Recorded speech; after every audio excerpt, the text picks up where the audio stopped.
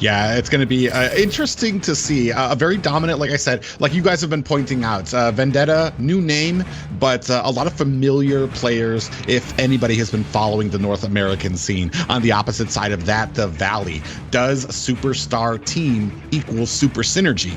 We're about to find out because we've seen some holes in their game plans as it comes to there. We still see, I mean, the little inklings of that great synergy between Mobazane and Chicken when he visits that lane. Those two are just they're on top of it. They're like one unit. Sometimes we kind of have little issues with Hoon's placements or the synergy when it comes down to that gold lane, and we see some weaknesses as well. Have they patched that up? I think we're gonna find out here. Gonna go ahead, start this off with a Cho ban, which is interesting because I do know Zane has struggled a bit when he uses those assassin marksmans. He has struggled against that Cho roam who can kind of get into the pack, isolate that one hero, pick them back into the opposing team where they just feast on him. So a good ban by Mobazane there, followed by a Melissa pick or Melissa ban by Vendetta.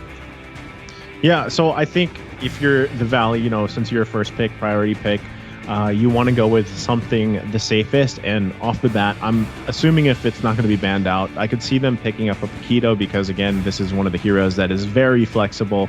But we do know that if you look at what Mobazane has pretty much played, I mean, I think he's played Paquito a handful of times, maybe 3-4 times throughout the tournament.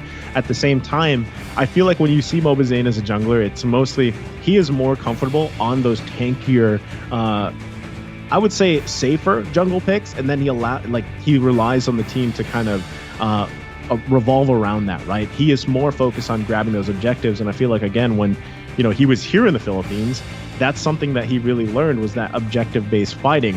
But what's funny now is in the current meta, and even in the NPL Philippines, we saw a shift of, there was a mix of like, we're still focusing on objectives, but at the same time, now you see this shift of let's fight, right? So again, which of these teams is going to be their own version of that, right? Because if you look across the board, across the region, there's been that shakeup.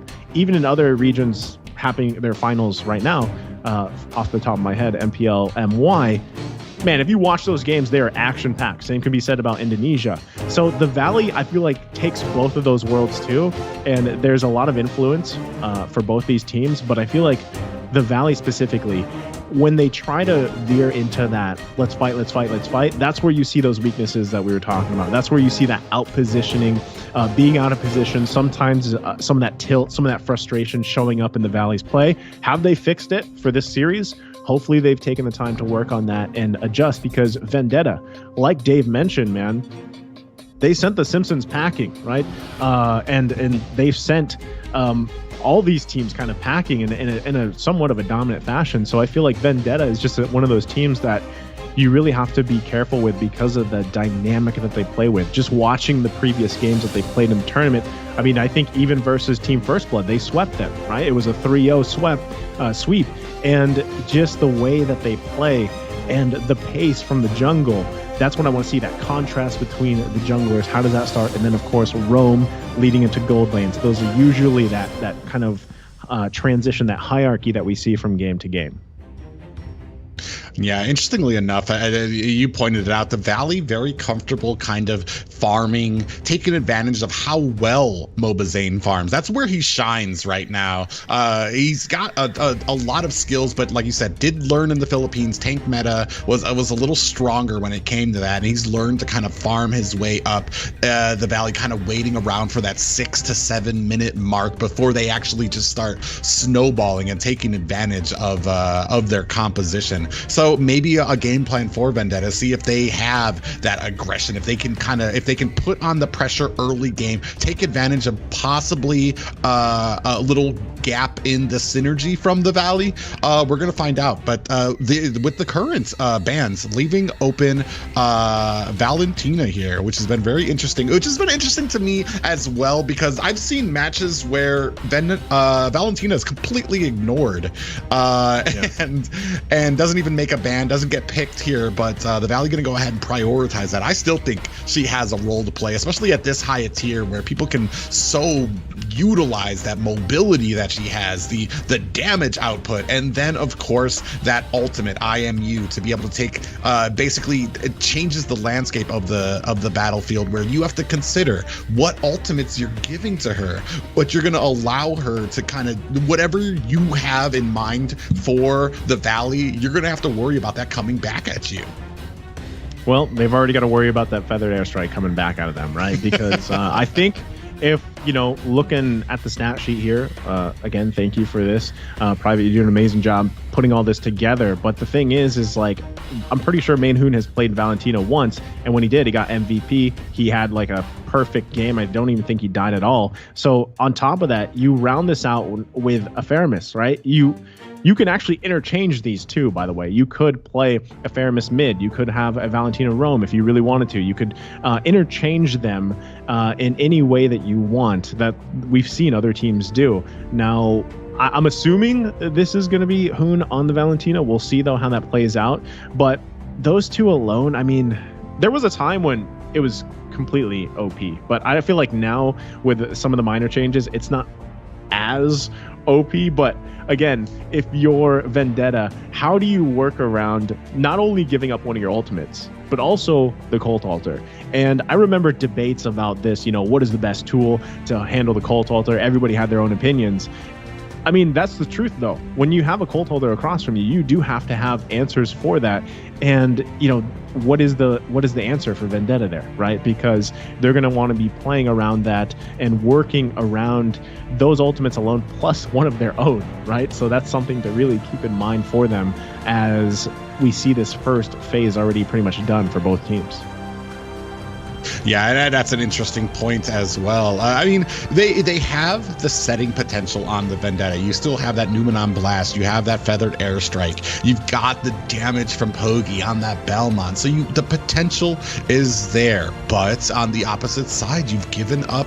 Like, you have an answer for that. You have Hoon, who can take a Numenon Blast of themselves, a Feathered Airstrike of their own, and then that Cult Altar. So, which is interesting to me because we've seen Shark usually liking, we've seen Hoon pick up that Faramis so that you had that Cult Altar plus a setting potential from Shark here. Now it's kind of reversed, where Hoon can pick up a setting potential and you still have that Cult Altar in your back pockets for these team engagements. And it's going to be interesting here because, like, I've felt like the counter to the Cult Altar has been that burst damage, that continual damage that you burst the team down right away, force out that Cult Altar, and then still have enough damage to take them out right after. So it's there. But like you said, there are some picks that demand an answer. For Ramus, Valentina, they demand an answer from the side of Vendetta. So it's just like if you have an Atlas, you need to have a Diggy and a Kai, something that counters it, that there's an answer for when it comes to these setting potential from them. We do see that Yuzong getting taken out, which is really interesting because he has made a resurgence here in NA when there is a Faramis pick, just because the Faramis closes up that hole from Yuzong where he can use that Black Dragon, have that Cult Altar ready as he dives in, where most teams are able to burst him down before he gets that regen. A great read by the side of Vendetta there as well, since Chicken hadn't picked yet, and definitely looking to kind of close the hole of somebody being able to dive that back line into Shiki.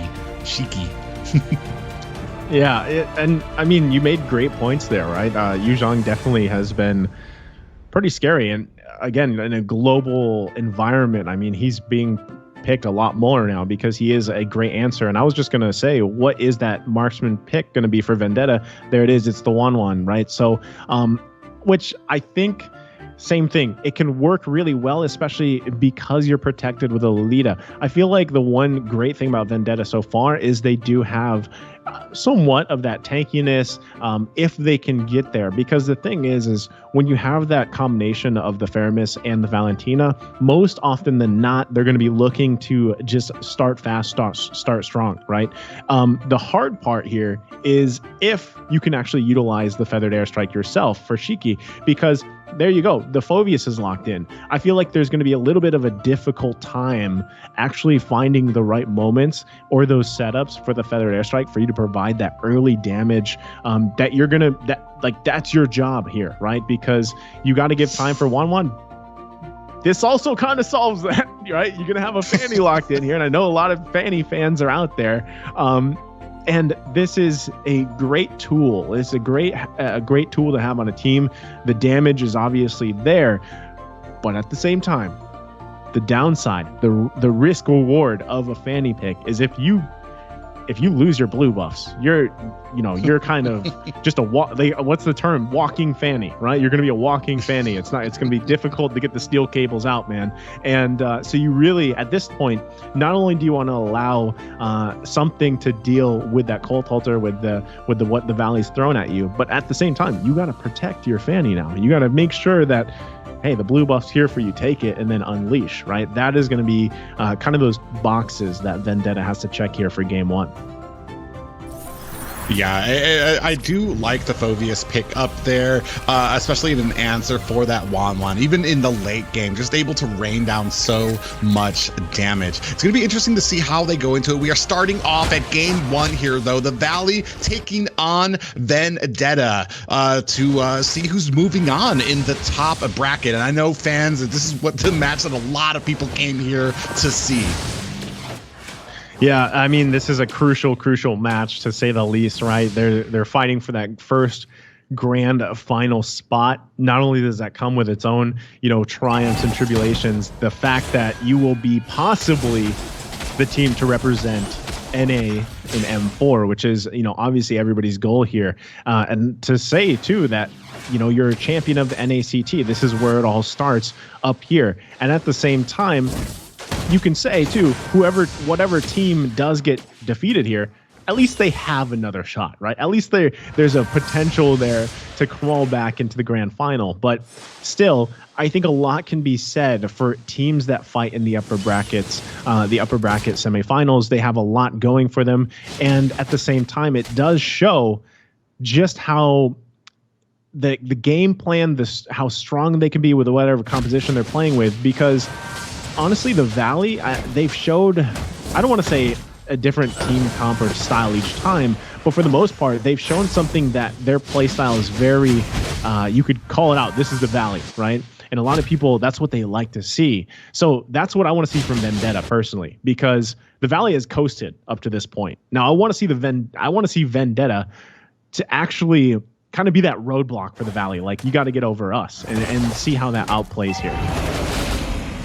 Yeah, and it's going to be a roadblock indeed, especially as we move into this first turtle. Both teams kind of like you were saying, the Valley does have a very great flexibility with this current meta. They are able to use just a maximum amount of characters. We do see that Feathered Airstrike being used to kind of push back Phoveus, so he's not going to be here for this fight. Pogi trying to get lined up here. Is he going to be able to capture this turtle? Takes it on. We see the Cold Ultra coming out, but the damage. Here comes the Feathered Airstrike of their own from Hoon. Is going to be able to save his player there, and basic gets cleaned up by Yuri there. So a great pickup by there. 1-1. Both teams at an even point here right now, but that turtle did go over to the side of Vendetta. You see Super Shark coming up to this, is not going to be able to catch the Fanny at this point.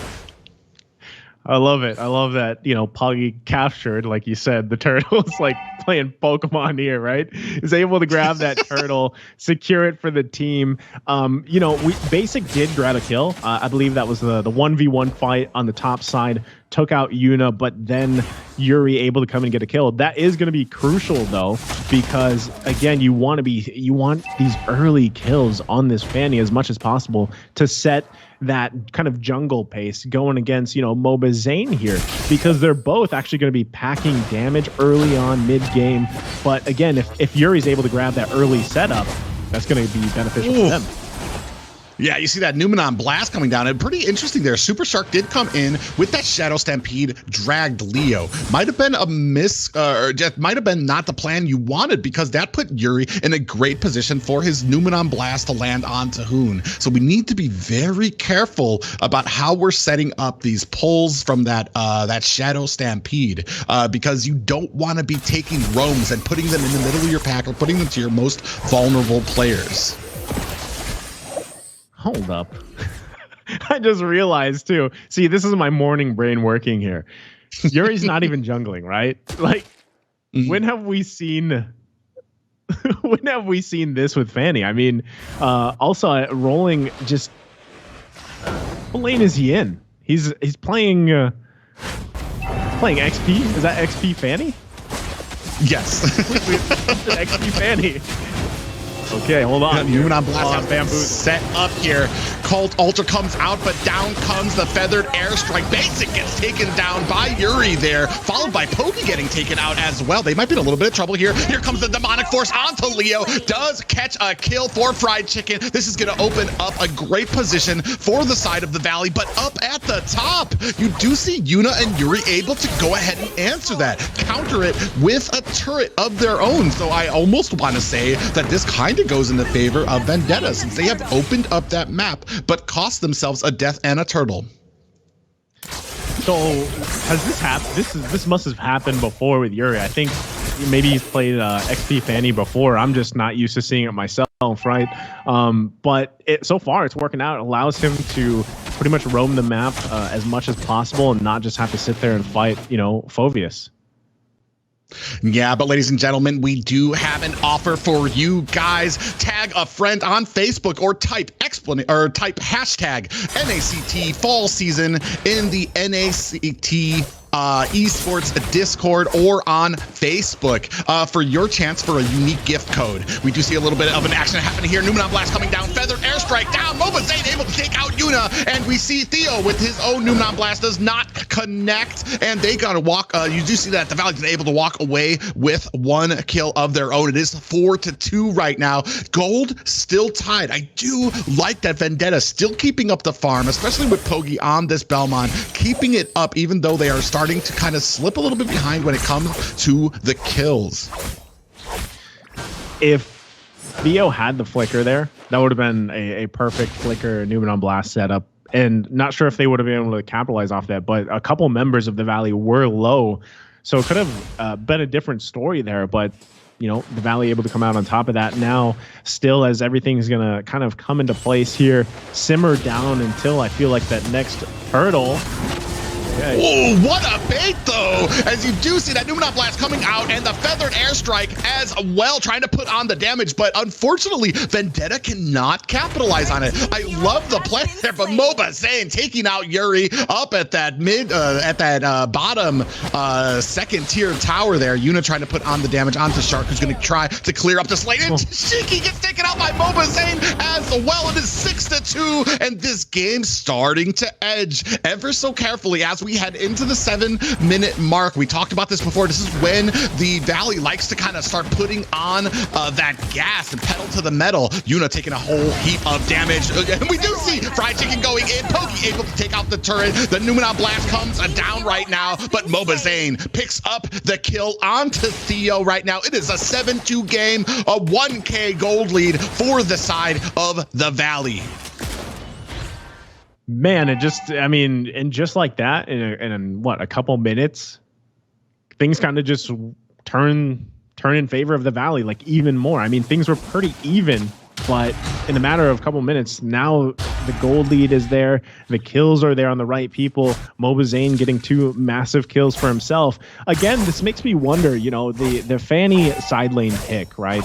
How useful can it be mid to late game, right? Do you start giving up that buff? Of course, the Ballman doesn't necessarily need the blue buff, and you could eventually give it away to Yuri here, but, how will that all play out for him? I think that's a big question, but already Poggy. Yeah, and a little bit of trouble there is going to get taken out by the duo of Moba Zane and Fried Chicken. And, I mean, maybe potentially you give the blue buff to Shiki. You start letting him start getting that cooldown to where you have about a 9 or 12 seconds cooldown on that feathered airstrike as you reach into the late game. But I mean, you're going to have to get into a position for that. You can't just keep on giving it away here. You have to think about this mid game, which right now the Valley is very dominant in. Had a little bit of trouble in the beginning. You see Fried Chicken here getting kind of tossed around with Yuri kind of zipping around him with those cables. But like you said, at the end of the game, what is Yuri going to be doing? Possibly maybe split pushing to kind of help with that as we move into the team fights that might be favoring the Valley more. Yeah, it's something that I want to see play out. Just hopefully a mid to late game to see how that's really utilized. Obviously, it's something that's unique to Yuri and that he's willing to bring to the table. But right now, the Valley is just slowly but surely building on that gold lead. First Lord of the game is going to come up here. They are trying to get in position, set everything up. They do push these lanes a little bit. Now, the tier 1 turrets are still going to be up in the mid lane. That's going to be fine because, I mean, right now they control this space.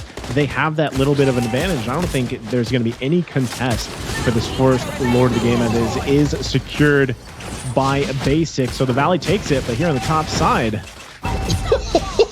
Moba Zane just pushed into that bulwark, not doing anything to help out Theo. Shiki gets taken out by Main Hoon. What an absolute crazy amount of damage on that Valentina. And this is the problem with that Valentina and why she is still a threat, even with the most recent nerfs on her. We do see that the rest of the Valley starting to push in here. The machine that is the Valley. Lord coming in, but still pushing on these towers at the bottom as well. Phobius with a parade of minions. You do see that Fanny's going to go ahead and try to cut that off, but we are pushing onto this mid tower. We see that AoE come out to clear out the minions, but it's not enough to save the tower. Theo in a little bit of trouble. Bulwark does not save him again. Shiki in trouble. A little bit of health left on him as the Lord is crashing in, swinging away at the tower. Hoon gets picked off by Yuri there, so a great defense. They do lose a tower as well, but you see down here, Fried Chicken is going to go ahead, put the damage onto here, is maybe trying to find, is going to have to create some space between him and this Fanny. Unfortunately, the Valley accomplished their task, got 2 towers for that non-luminous Lord. Yeah, I mean, that was a kind of a funny interaction there. I think Shark popped the Colt Altar, but Hoon was already dead. And Yuri grabbing that kill. So it's like he stood there like, what? Anyway, so the base is cracked open in the mid lane for Vendetta. I do want to say that, I mean, this is a situation that they can slowly crawl back into, but still, like I was saying, what does Yuri do here, right? I mean, look what's happening with against Fried Chicken. You're trying to play yourself in that lane, push things out, but unfortunately, he's just there, right? Fried Chicken is just, that's what he has to do. He's just going to plant himself there. That tier 2 is not going to go down yet. They're just going to continue to buy some time here until the next Lord comes up, unless they can grab another kill like this. Moba Zane, man, 7-0-3. I think the guy heard me talk about, that jungle centric playstyle he likes to have and the tank junglers and everything. But he's like, I got the Paquito and he's 7-0-3. But I got to say, he's punching through Theo's shields too. So I feel like at the same time, Theo hasn't actually been able to utilize that Lolita pick the way that they wanted to. The idea that they had, it's not working out for them. And slowly but surely, you're looking at a 6K gold lead for the Valley. And at this point, Basic doesn't even have to do much because he can just continue to farm up. Now, that's a scary thing because if the game does drag on for some reason, eventually Basic will be exactly where he needs to be on the Clint, right? Pumping out the damage. And this is the thing about Yuri, again, the Fanny. You can get attention to yourself, you can put pressure on the map, but at the end of the day, what are you actually doing for the team? Like, what are you doing for the team in terms of skirmishes and team fights and these objectives? Are you actually going to be there, or is your sole job to just sit in a lane and push it out? Yeah, and that is interesting too, because you are trying to kind of bait out. You're trying to be a nuisance, but the Valley just too smart for that. They're not going to chase a Fanny. They're not going to waste those demonic forces on a Fanny. They're just going to ignore it, especially at a point where right now they are so many levels behind. Not even a contest for this Lord. Theo at level 11 right now. Mobazane already maxed out, so this is a 4-level gap for them, and it's no wonder. Oh my God, Basic got eaten alive by Yuri there. So I mean, we're talking about the use of Yuri, but still able to find those positions, still able to find those picks, especially with the Luminous Lord. So it's going to be a 4v5 as they try to push into this base. We do see the Lord starting to come in, going to go through this gap here in the middle. And do we have lane synced up? We don't have the bottom lane synced up, so we are going to go ahead and take up this top tower. Numina Blast does come in, catches the entire team right now. Helen is going to go ahead and try to flicker out of the way. Demonic Force still raining down damage onto Vendetta. More Flame Shot comes out. Another Demonic Force takes out Yuna here right now. They are trying to push their way in. Yuri able to pick up the kill onto Shark right now. The rest of the Valley have taken. They're going to go ahead and disengage, but they got a tower and picked up a kill from the side of Vendetta. Okay, I like to call that the caster curse, right? Asking what is Yuri's use? So he gets a kill on Basic, and then they actually do a great job defending here. And, you know, with him being close to the fountain in the base, this allows him to just go ahead, go back and forth, try to pick up some kills here. Now, yeah, the Demonic Force is still something to deal with, to handle with. But, you know, if Yuri can actually continue to do this, then maybe that buys them more time to turn the game around in their favor. But right now, in the jungle they go. Yeah, you see that Feathered Airstrike coming down. Theo does get taken out. We have that Cult Altar activated, and the rest of Vendetta is going to have to disengage. Demonic Force taking Chicken deep into enemy lines. He is going to think twice about continuing on that press. But here's the thing, too. We were talking about the Fanny Yuri. As you get into the base defenses, I think this is where Yuri's actually going to shine. Like you were just saying, he gets those cables, able to come in and kind of like just to blast through the entire team. When he runs out of energy, get back to the base, fill up. He doesn't even need the blue buff, so he's going to be able to do that just like he has a blue buff while he's defending base. Oh man, you do see a Feathered Airstrike coming out now. Zane able to pick off Shiki right now. Yuna does take down Mobazane, so it's a 1-for-1 trade. Still 15 and 6 right now. We have minions crashing down at the bottom, but is this the fight that you want? Demonic Force coming and pressing in right now. We do see that the Cult Altar comes out right now. More Demonic Force. Numina Blast coming in, does land on 2 members. Shark goes down to Yuna, and Basic getting taken out as well. That is 3 kills. Fried Chicken deep into enemy lines. This was a mistake. He does not want that damage. Gets taken down. That is only Hoon left on the side of the Valley. So, I mean, they do put a decent amount of damage onto that bottom tower. However, still in the lead. I think that's the comfort that the Valley is in. They're very comfortable being able to dive onto it, but it might be a mistake for them as they do all get killed out. They're not worried about the gold lead right now, but this is going to open it up for Vendetta. Pokey does have this Lord, and we do see a Numina Blast coming down. A Numina Blast out there, but you do see Theo getting popped up. Feather Airstrike coming down. Pokey able to pick up that Lord. Shiki taking down Shark, and Hoon goes down as well. This is a problem for the Valley. That is 4 members of the Valley taken out right now. Fly Chicken is back up, but they have to answer these minions coming up. You see the Luminous Lord has started on its travel at the bottom lane, and the Vendetta right now in a great position has closed the gap and now taken the gold lead from the Valley. We see the parade of them coming in. That is 1 tower for the cost of this Lord. Already a great value. Numenon Blast coming in. Here comes the Demonic Force, followed by a Feather Airstrike. Is this going to be enough for Chicken? Still with that Demonic Force, he's trying his hardest. Yuri takes him out there as well. Basic catches the full front of that crossbow of Tang, but down goes Yuna. That huge damage from the Clint, able to go ahead and clean that up nicely. And it does look like the Valley going to go ahead and try to take out this Lord, hopefully before just, and definitely that damage from Basic, who has now come online, able to clean up that Lord before it takes the bottom inhibitor. Wow. That was, I mean, single-handedly, Yuri is just kind of carrying Vendetta, right? Doing a lot of the work here and buying the time. I guess, again, going back to the question, what does a side lane Fanny offer your team? If you get a game like this, this is exactly what you can do. And a game where the Valley should have won this at this point, Yuri is stopping that from happening, right? And that's something that they're gonna have to work around. How do you deal with that? Look, like I mean, even Super Shark here already getting chunked really low. And anytime you're trying to find positioning, anytime you're trying to get some vision, you have a lot to deal with. So again, I think this comes down to that next Lord fight. You're still going to see Yuri putting pressure on the side lanes, especially with those turrets as much as possible. They want to at least get one down, if not two. But again, it all comes down to the next big objective. And I do have to say that the Valley is still in a position to actually contest it, to fight it. But with that being said, you still have to fight against Poggy.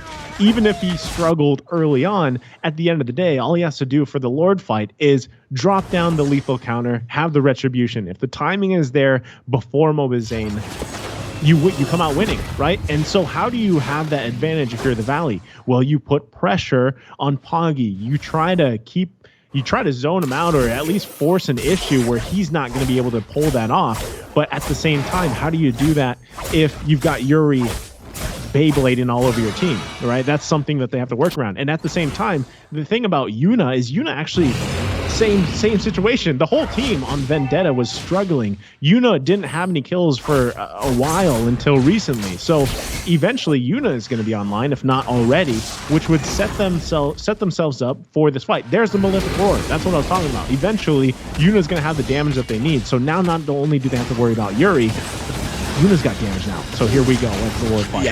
Yeah, Hoon just takes a heap of damage early. Colt Alter has been popped by Shark, who's going to be in trouble here. A feathered airstrike of the Valley, their own right now. Pops Yuna down to about half health. Dio in some trouble here. Does pop that immortality and is going to be taken out there. It's going to be a little bit of a position here. They are going to start on that Lord, but look at mid lane. Yuri with the entire team on his shoulders, putting the damage to this. Another inhibitor goes down here. We do see a feathered airstrike coming down. Is this going to be enough? Zane able to pick up this, but Super Shark gets taken out as well. Hoon getting taken down. Mobazane taking down Yuna as well. It is a 3-for-2 trade right now. Mobazane in trouble, does get taken out. They only have 2 members left. They do get the Lord, but it costs them 3 of their members. Not only that, but they were able to do it while Yuri was able to push the mid lane. So they are evening this out. They do still have the gold lead, and they are definitely still in this, but they're gonna have to contest with this Luminous Lord. Does the Valley have enough to close this game out? Oh man, that's a question. Like it's a great thing they were able to grab the Lord there, but I think a similar situation, they're going to have a hard time actually assaulting the base, especially the fact that the Lord's just going to be taken care of before, Hoon and Mobazane are even up. So at that point, what does this Lord even mean for them? The best thing that it could do is get that last turret in Vendetta's base, but still, I mean, you have to, let's say they were all up, I still think they would have a difficult time actually ending the game, just because, like we were talking about, Yuri, in a base defense is almost unlee energy and can just wait for the moments to really steal cable in. So they probably will lose this turret here as they go in. Yeah, you see that demonic force popping off. Pride Chicken well into the back line is going to pop that immortality. The rest of the team not in a position to go ahead and help them, but they accomplish their mission there. There are no towers left on Vendetta. Still 2 inhibitors left for the Valley. So I mean, I like that sacrifice by them. They are playing a little bit more collected here, and fortunately, before when they were trying to push into this tower, I feel like they got a little lackadaisical with that push. Decided that it didn't matter what Vendetta did, they were still going to be ahead in gold, and we see how that ended up. So I mean, just sending in Fly Chicken there, a little better than just kind of like running into that wall with your entire team. So I mean, they're still in a good position here. It just, man, maximum value right now is what Yuri is getting out of this Fanny. Yeah, I mean, that's an understatement, right? Like, maximum effort, value, everything else. He's 13-1-2. And okay, I mean, Basic has damage, right? He's got that, but it all comes down to how do they position for this Lord? At the same time, it's a great thing that the Valley has all the turrets of Vendetta's base down, because if they really want to pivot and possibly put pressure on the side lane and push it in, try to go for the back door if that's what they feel necessary, they could possibly do that. But at the same time, because Yuri is so mobile, I feel like they're going to have a hard time actually going that route. So I feel like they need to just go ahead and fight this one out, fight this Lord fight, look for position here if they can. Shark going to spot them out there. And this could just result into nothing, actually. Again, there's crucial things here, positioning and everything that both teams need to be wary of. There's a lot of immortalities too, Private, right? So that's going to be another thing to deal with, the immortalities plus that Cold Pulsar. But either way, I got to say, it's almost 50-50, and it just comes down to who grabs this Lord. And at the same time, even though the Valley still has 2 turrets up, they're going to have a difficult time actually just freely taking this one, because it is it's 24 minutes into the game, so it's going to take quite a team effort to take the Lord. But at the same time, you can see them actually trying to position to either get a pick off or possibly push a side lane in.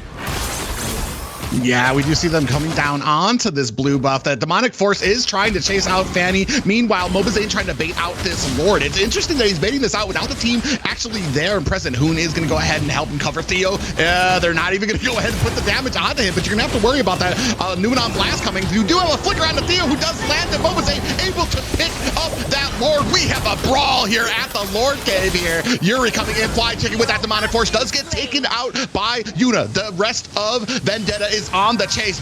Mobazane and Shark trying their best to disengage from this. Hoon in a bad position right now, is going to go ahead and have to use that immortality. Not sure if that's going to be enough for him. You do see that. Oh my god, it is enough. He's going to be able to dash his way to safety, but gets cleaned up by Shiki and that feathered airstrike, which puts Basic in a bad position here right now. Gets taken out by Yuri. So they get the Luminous Lord. They lose 3 again. Winning these fights, or not even winning these fights, they're able to kind of out macro, but they are losing people all around them. They have lost 3 right now. Super Shark here trying to kind of flank the position to take out these minions. He is going to get latched onto right now. That immortality is going to be activated for him. Mobazane coming in is going to be able to find an escape before that Numenon Blast hits. But right now, game 1 looking grim for the Valley. We have a parade of minions coming up. It is just Mobazane left. Is he going to be able to find the situation? Comes in with that knockout stance. He is ready, and immortality is activated, but it is not enough. Game 1 going to Vendetta over the Valley.